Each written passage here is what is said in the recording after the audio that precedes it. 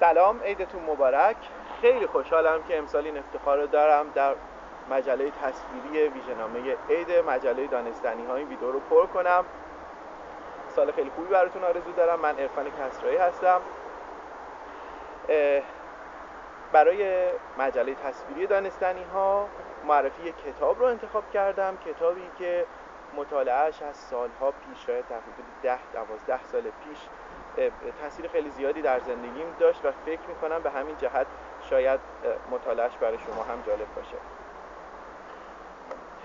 عنوان این کتاب هست جزء و کل، که نویسنده اون ورنر هایزنبرگ، یکی از بزرگترین فیزیکدانان قرن 20 هست و یکی از مبدعین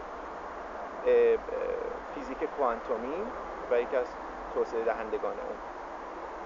این کتاب در سال 1969 نوشته شده و تا سال 1984 در حدود 10 نسخه ترجمه به زبانهای مختلف از اون وجود داشته.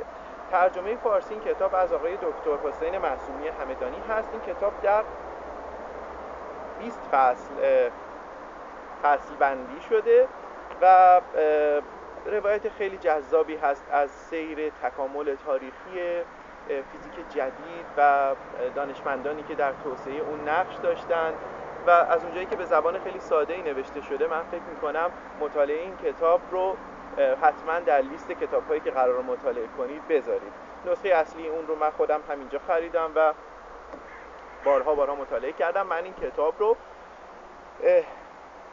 بی تردید بیش از 100 بار خوندم.